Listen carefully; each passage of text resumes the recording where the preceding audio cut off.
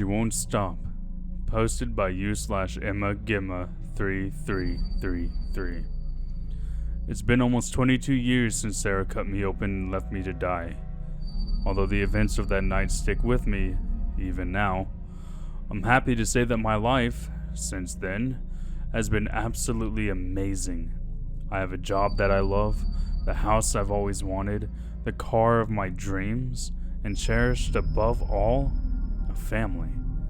My wife, Scarlett, is the most beautiful, intelligent, caring woman I've ever had the pleasure of knowing.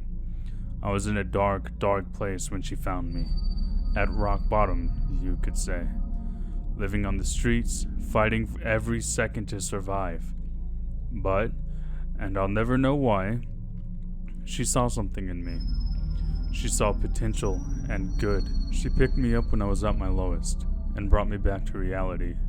And since the day our eyes first met, we've been inseparable. Then there's my daughter, Lily, the most pure, loving, and caring soul there is. So much like her mother. 11 years she's been in my life. The day she was born was the day the nightmares that had haunted me for so long ceased to exist. Until the night of her 11th birthday. That night we had just finished opening presents and eating cake and ice cream. I'll never forget that night. The look on Lily's face, her eyes glistening with joy, a smile so beautiful and bright that even the saddest of people couldn't help but to return one once they saw hers. But it wasn't the cake or the presents that made her so happy. She's never been one to care much for material things. It was our presence, the fact that we were all together. And that really tells you what kind of person she is. If only I could have seen the path that lay before me, before us. Lily's past the age of tucking in, but every night I pop my head in to tell her how much I love her, before heading to Scarlett and Mai's room. As long as we've been together, I'm still just as much in love with her as I was the day we met. Every night we talk for hours, about everything, still learning new things about each other. Every night, until we finally drift off to sleep in each other's arms.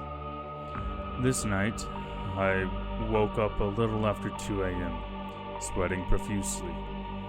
There's an odd feeling in the air, something I've felt before, yet somehow it's unrecognizable at the same time.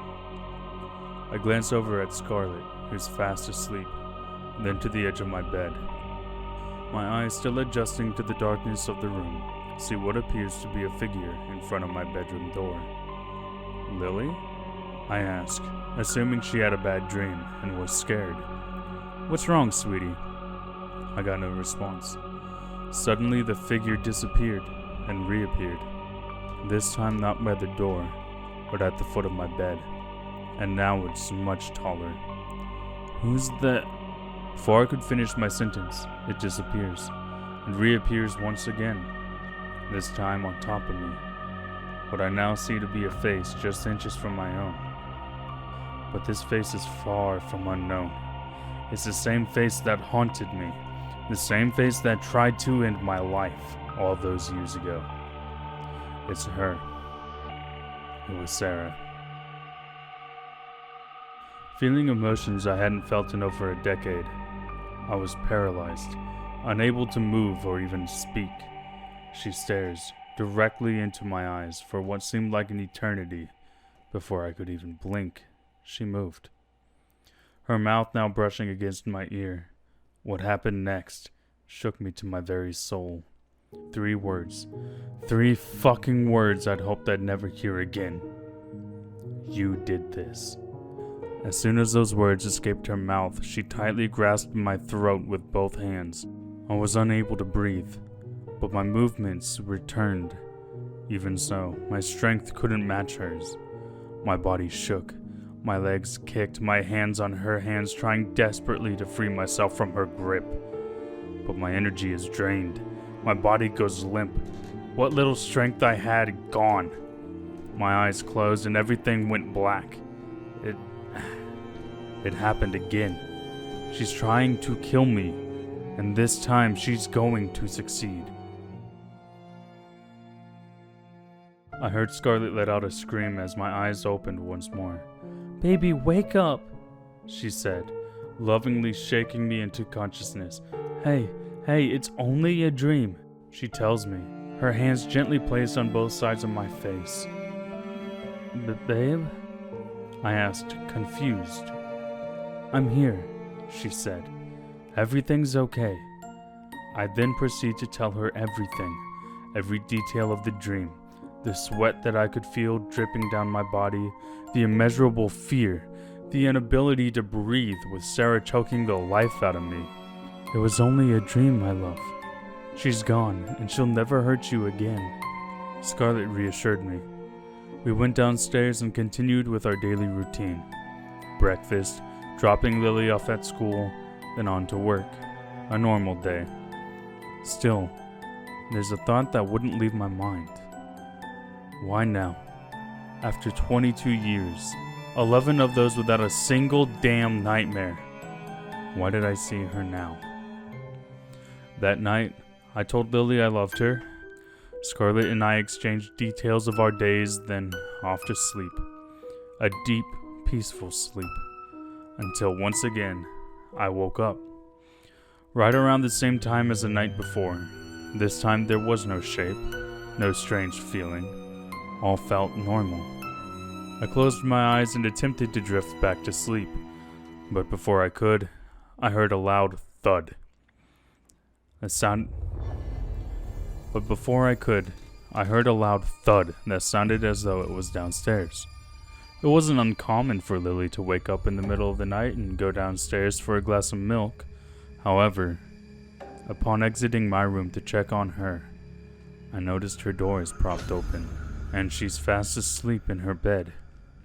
I make my way down the stairs into the living room, checking every room from the living room and the kitchen to the laundry room and the garage. I don't find anything out of the ordinary, so I assumed that, while half asleep, I imagined a noise that wasn't actually there. As I walked back through the living room and toward the stairs, I noticed something in my peripheral.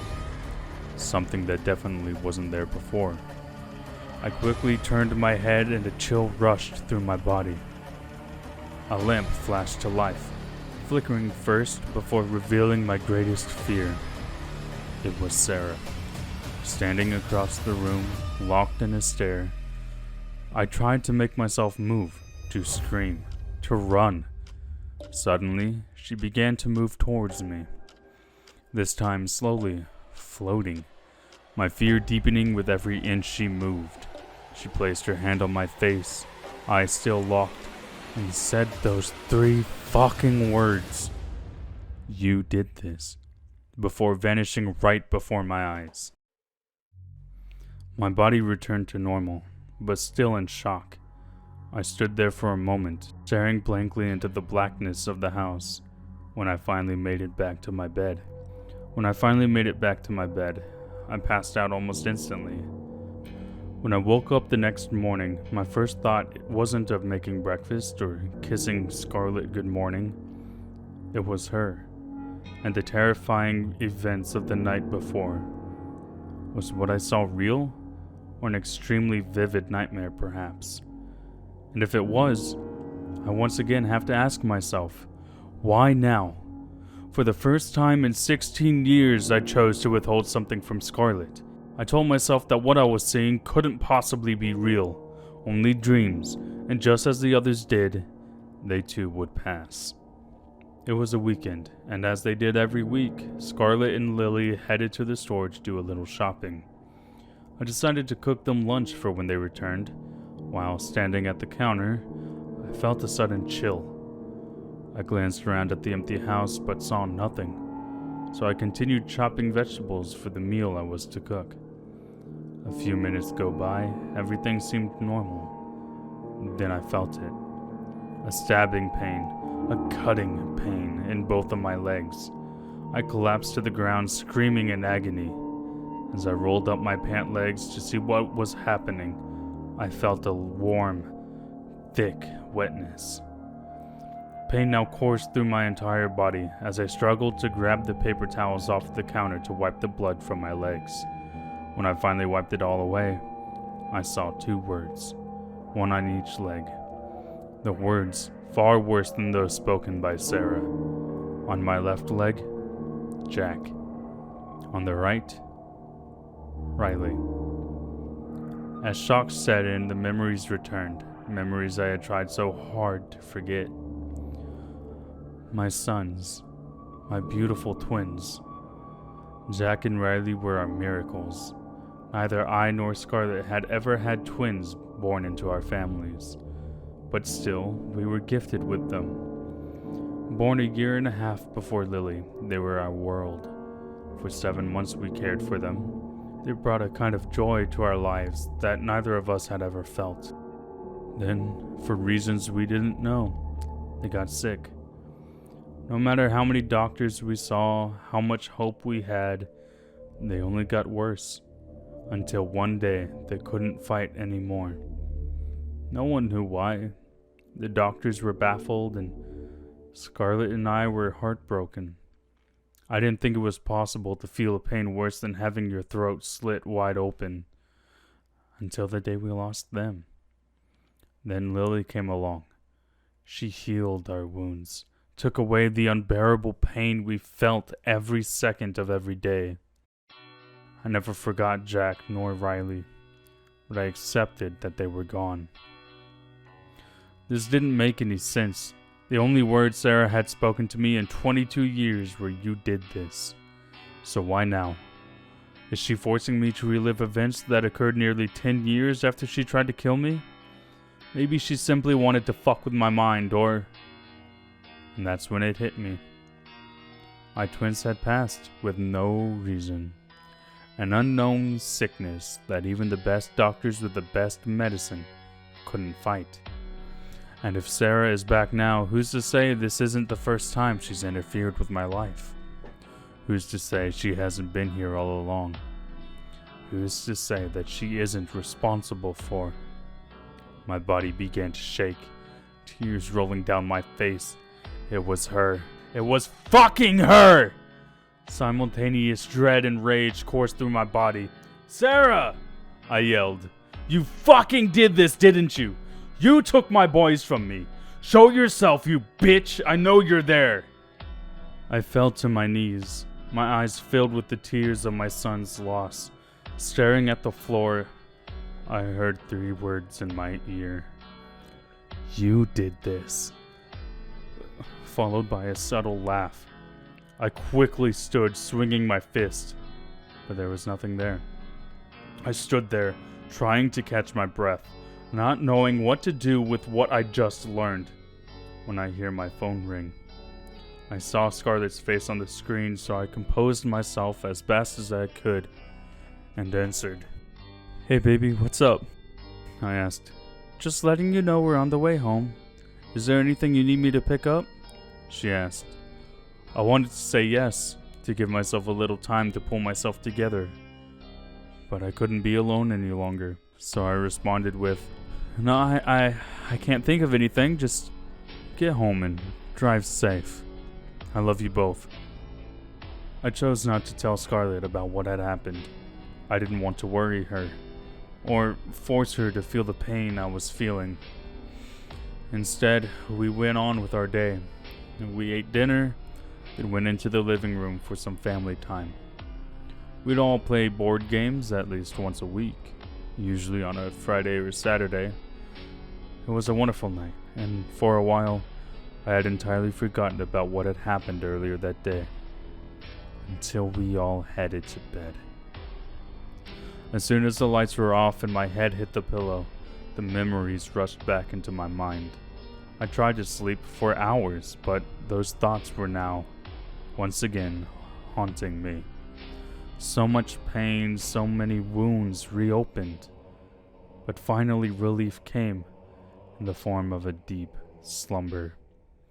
Fortunately, it didn't last. Just as I had before, I awoke at 2 a.m. after having fallen asleep around 30 minutes before. I looked to the other side of the bed to see Scarlett, but to my surprise, she wasn't there. She's the type of person that once she fell asleep, she isn't moving until morning. I got out of bed to see where she had gone and to check on Lily. I got out of bed to see where she had gone and to check on Lily. As I walked up to Lily's door, I saw her bed was empty. Just as my mind began to race, I heard a scream more painful than any I had ever heard before. It was Lily. I rushed down the stairs, tripping halfway down. I got to my feet and began frantically running through the house, screaming for Lily. I didn't find her anywhere. Panicking, terrified, so many thoughts racing through my mind, I heard a thud upstairs. I ran up the stairs, yelling for Lily as I went, tears soaking my face. Opening her door, I saw only emptiness. I ran to my own room, and what I saw... Across my wall, written in massive red letters, were those fucking words. You did this. It's blood. It's fucking blood, but whose? And a daze from what I was seeing, I slowly backed out of my room until I hit something. I slowly turned around to see Scarlett standing there, now face to face with me. She held a knife, the largest one we owned, both her and the blade covered in blood. What did you do? I asked her, trying to control my tears. I got no response. She only stood there, staring, her eyes blood red. You did this, she whispered, before running the blade across her own throat. I fell to the floor, speechless, holding her in my arms as she breathed her last breath. It's been nearly a month since the events of that night. Nearly a month since I lost them. Lily hadn't been found, and I'm now the prime suspect in the murder of my own wife and daughter. The two people I loved more than anything in this world. The two people I would have given my life for. And as much pain as I've been through, Sarah refused to leave. For over 2 decades, somewhere in the back of my mind, I worried she would come for me. Worried that she would rip me away from the two things that brought me true happiness. My reasons for existing. And now that they're gone, I want more than anything to die. To be with them. Scarlett, Lily, Jack, Riley. I've tried everything. But Sarah won't allow it. Living in a world without them is a far worse fate than death. And she hasn't finished watching me suffer yet.